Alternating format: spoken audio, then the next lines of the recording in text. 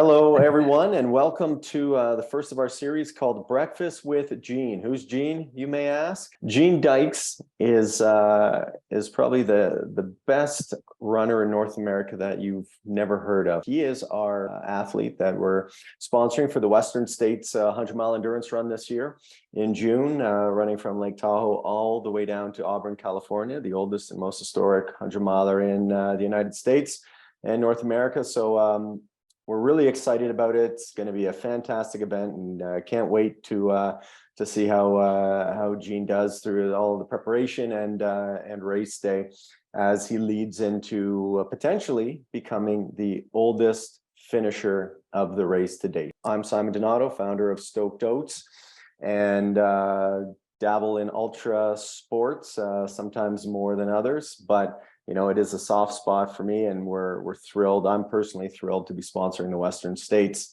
as the breakfast sponsor. And so for me, it's an honor and privilege to have Gene with us this year. And you know, it's just going to be fun to learn a little bit about where Gene's come from in terms of running, tips, tricks, mental tips, and you know, obviously, what's he eating? This is Breakfast with Gene, so. I'm eating a bowl of Stoked Oats Mountain Maple.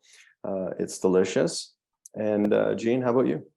I have a bowl of bucking A. I went through my first box so fast. I was of granola, and now I'm in on the oatmeal, and it's just as good.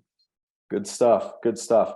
You know, how did you get into running? Everybody's got their origin story. Some of us started in elementary school with cross country and just fell in love and carried it through from there, and others was a later start. What's your story, Gene? Well, there weren't any elementary schools running cross country when I grew up. Not even in high school. It was pretty much the frontier days of running. This was before the first popular book on running was published, Jim Fix, and I never saw another runner. I think the whole time I ran in high school, I never saw anybody else jogging on the road, and you know how that would be uncommon today. Yeah. So it was about when I was, I don't know, about 12 years old. I said, I think I'll go for a run, and slept on my kids or whatever the things were, as maybe some sweatpants, and went out. I made it about a mile before I couldn't run anymore, and that really disgusted me. And so I guess that's one of the first times I realized I wasn't a quitter, and I promised I was never going to have to walk again. And and that was true, and until I discovered trail running, in which case there's lots of good reasons to walk. Part of the strategy. Yeah. Awesome. So I ran a little bit of high school and college track. And so that's sort of like my running career part one. In college, I wasn't very good. Coach hated me. I was just getting lapped by everybody in 1 and 2 mile races. So so after graduation, I said, well, I'm a terrible runner. I better put my energies in something else. So I did a lot of golf and bowling, and those are my good sports. I got pretty good at those. Yeah. But I always considered myself a runner, even when I wasn't running. And so I considered myself a jogger most of those years. If I felt like running, I went out and ran, and it was kind of important to me, but not enough to do it religiously or anything. So my second career started when I was 56 and fell in with a bad crowd. They talked about racing all the time, and I said, well, I used to run, you guys. And every year since then, it's been, I want to run farther, I want to run faster, I want to run more often. Mm-hmm. And that's what I did for 12 years. So were you still working at that point when you started your second career, or are you using into yes. Yeah, definitely. I was still working. Certainly retiring was a big boon to my running. So that gave me, I didn't think I was going to run a whole lot more, but things tend to fill a vacuum when that happens. So I started traveling more and having a grand old time. Well, that's awesome. Do you know offhand how many races you've done in the last 15 years or so? Oh, wow. Well, I average about 30 a year, I suppose. Didn't Okay. start that much. I do a few more now, and I did less then. So 30 times Well, you're pushing 16. 450 I'm plus. closing in on 1,500 races. Yeah. Wow. Wow. That's amazing. Yeah, I've seen your calendar for this year and it is robust to say the least. So Mm. yeah, it'll be exciting to see how that plays out for you. Um, what's interesting too is, and we've chatted about this in the past, you feel that you can you can train yourself to a point where, you can just throw down a big race week after week and it doesn't really hinder you too much. I'm talking big race, 50K, 100K, marathon, things like that, not just chasing around 5Ks. So, I mean, what are your thoughts on that, especially, since the bulk of your second career has been in your 60s and now into your 70s? Well, common wisdom is, you can only do a couple hard marathons a year, and you don't want to do too much in the weeks leading up to a marathon. And Hmm. as I added the races, because there was nothing more important than having fun, that was more important to me than winning anything. And so there was a bit of discovery there that, hey, the more I run, the faster I get. Uh, I think the ultimate test of that came. Uh, this would have been 2016. I had won my age group at the Boston Marathon in 2015. And in 2016, I looked at my schedule and I scheduled a 100K the weekend before Boston. And I Hmm. said, that's all right. I won my age group. I don't need to do it again. But I ran the 100K, as hard as I could.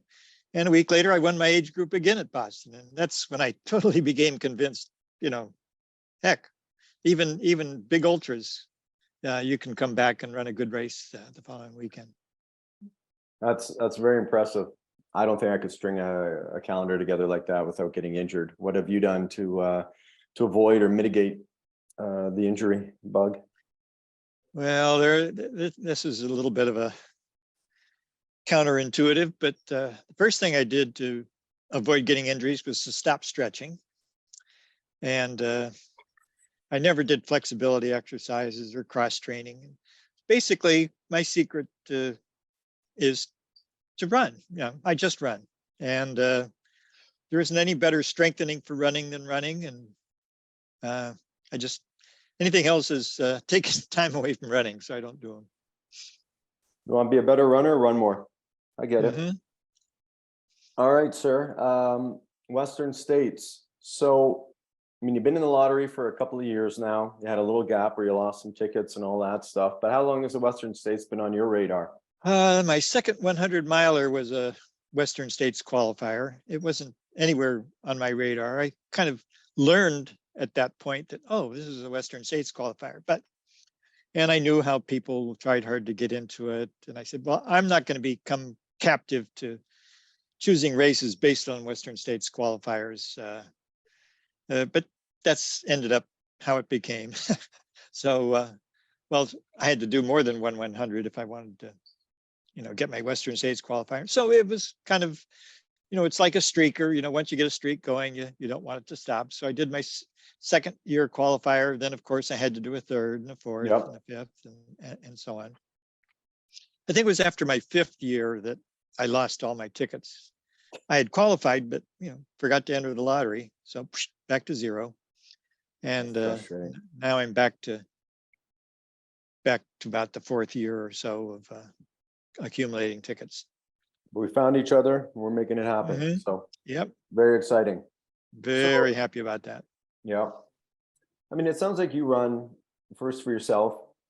But what do you get out of the performance side of things? I mean, for me, I'm not very fast anymore, but there was a time when I could compete, and I realized very quickly that I wasn't racing against other people. It's always you're racing against yourself. You're trying to push yourself to see where you can get on the day. And hey, if you've had a good training block and the stars align, maybe you do very well on the day and occasionally win a race or two. But that certainly wasn't what drove me. And I've always told folks that my worst races are my greatest teachers, not the best ones. So, a win, you forget about it quickly. It's the losses that sting, that send you back to the drawing board. But I'm interested in knowing what drives you when you get out there.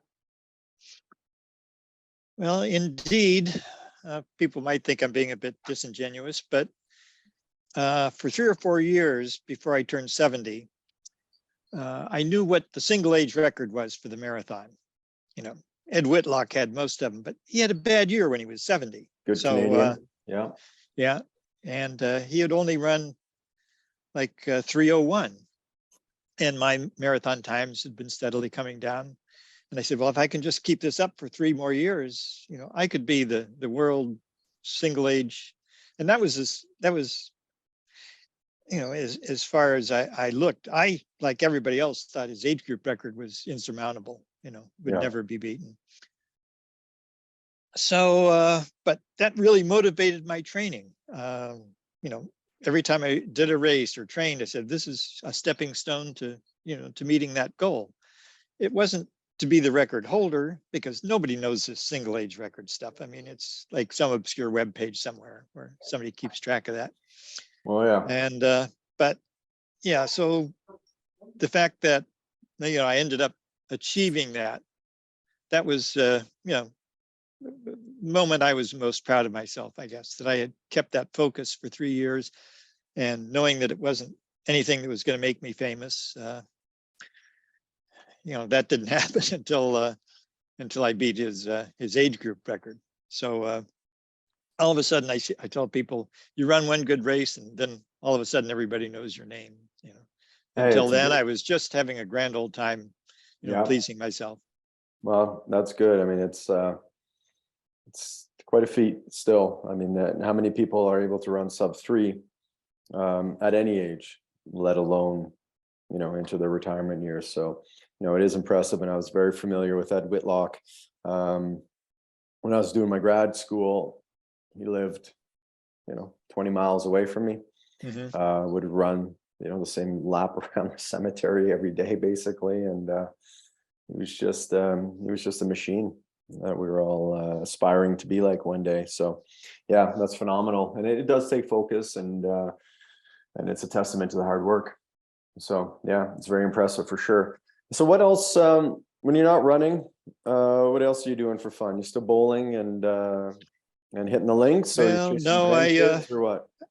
I gave up bowling. I kind of quit at the top. I had my highest average ever, but I decided that I couldn't find people I enjoyed bowling with. Most bowlers are bums. What can I say? So I kind of gave it up. We won't air this to the bowling community, so don't worry. And not your demographic. But golf, I used to be real good, and that was when I was most passionate about. But it had been on a pretty severe downtrend for a while, and I finally came to the grips with the fact that I'm a lousy golfer, and then it became fun again, because bogey is the new par, and so I like to combine it with running trips. Actually, I have a race this weekend, and I've got 3 golf matches set up. I mean, wow. I don't want to go to Florida just to run. Yeah, well, we're dragging you down there anyways in a couple of weeks. So, one of the other questions I have for you is, running with a family is always a challenge, right? Because endurance sports, the longer you run, the further you go, the longer and more robust your training needs to be, and that's hours out of the day, right? So for me, married, 2 young sons, I don't have the same amount of time that I used to have just a few years ago. How have you managed to balance it or not balance it? Well, I'm not sure how I managed to get in my running before I retired, but since, it's been kind of easy, because my wife works and I play. I think it's a good deal. So and both my kids run races, so I look forward to running them a couple times each year. And family-wise, as I got better and better, it was all kind of gradual with everybody. That I was becoming much more competitive than we all realized, but it was the same road to realization for all of us. My wife just loves her work. She wouldn't dream of going to a race unless, well, I'm sometimes I say, how would you like to go to Paris for the marathon? Oh, sure, or London. You gotta make it a nice spot, not the backwoods of Ocala. I'm not going to meet No, Mr. Dykes down there. Ocala just isn't going to hack it. So Yeah. What does she do then? she's an economics professor at the University of Pennsylvania. Oh, awesome. She loves her research. She puts together your race budget every year. Well, I fund all my racing out of my Social Security, so there you go. I don't draw down on our joint money. Yeah, good. Doing that. Good. So we're gonna see your daughters out at Western States. They talking about coming out to watch you. They're all going to be. We decided to have a family reunion the week before. Oh, awesome! And my daughter is hoping to pace me for a little bit. My older daughter, she's all of a sudden become really good at ultras. Nice. So she would really enjoy running a leg with me. Well, I'm excited to meet them. Mm-hmm. Yeah, they'll probably be all around, the week before. Very cool. Well, there's a lot of hype down there. It's a lot of fun. I mean, I presume you've seen or been to Tahoe before and know how beautiful it is. Mm-hmm.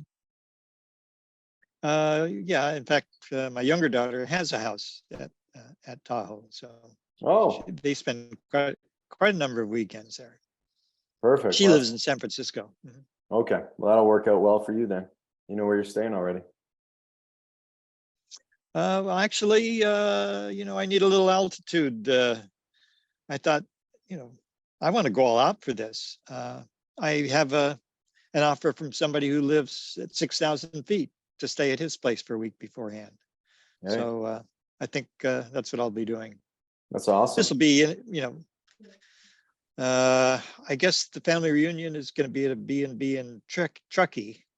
Okay. So that'll just be a few minutes away too. Yeah. Mm-hmm. Cool. All right. Well, this has been a lot of fun, but I want to hit you with some lightning round questions here. I'll see what I can do. That's right. I'm quick on my feet, but only when running. Well, this is the interval portion of our conversation here. So lightning round beginning now. What's your favorite shoe? Oh, there's no way. I mean, I have trail shoes, road shoes, training shoes, aggressive shoes. Aggressive? I have no brand loyalty whatsoever. All right. What are you going to be running the Western States in then, do you think? Depends on the snowpack. I'll probably have a couple. I'll probably have something that's really aggressive since we're almost certain to be running through snow at the top. And then I'll switch to, I don't know, I have a pair of Topos that I like a lot. Oh, okay. So, been hearing a lot about them. Okay. What's your pre-race dinner going to be? Oh, I'm not religious about anything. I just, avoid things that are still going to be in my stomach the next day. I'm not going to go out and eat steak or like that. But so that usually means pasta, since that's easily digested. But of course, doesn't have anything to do with carb loading. Just modest portions. Gotcha. I consider shrimp carbs, so frequently I'll have shrimp the night before. Okay. What's the favorite race so far in your storied race history? Oh, that's easy. The Bigfoot 200. Bigfoot 200. Oh yeah, what a race! Just an amazing journey. That the backdrop behind me, that's a picture I took during that race in 2017. Mm-hmm. Was that in Washington or Wyoming? Washington, yeah. Runs around Mount St. Helens and then up through the Cascades toward Mount Rainier. So that's the caldera in the background there, Mount St. Helens caldera blown out. As a geologist, I should have recognized that. All right, what's your pump up song? What's the music you listen to get you all jazzed up, ready to race? Ready to race? Well, I've never listened to music during a race, nor before, I imagine. I'll listen. Sometimes I'll listen to music, sometimes audiobooks. But if I'm listening to music, I have a playlist of 400 or 500 songs. So I guess the one song that gets me going is Queen of Hearts by Juice Newton. I don't know, it just has the exact right energy and beat to, pick up the pace. Queen of Hearts by Juice Newton. I think we're gonna have to educate our Gen Z and millennial staff. Yeah, this here probably on goes on back that to the song. 70s or 80s. Yeah. Well, Gene, thanks so much for joining us today. I'm looking forward, even more forward than I already was, to our series of Breakfast with Gene and the road to the Western States. It's going to be a fun build-up. Look forward to seeing you in a couple of weeks at the Itch, and just keeping the series going and learning about how the training is progressing and everything else. So, thanks again. It's been a lot of fun, and good luck this weekend. All right, thanks. This will, it's been a while since I've had a good race, sometime last year, and I'm hoping this will be pointing the way to the first race of the year. It'll be the promise of a lot of fun to come. Well, sounds good. I hope your first good race of the year, though, is the Rocky Raccoon and not the Itch. I hope you're still building up during the Itch so that I have a fighting chance. Oh, I don't think you'll be looking over your shoulder much. I'll be eating your dust from way back. You need the oats. I don't think you'll be eating the dust. Yeah, I got some work to do. Let's just say there'll be a lot of training in a very short window of time coming up here for me. But in any case, thanks again, Gene. Have a great day. Okay, We'll talk very soon. good. See you later. See ya.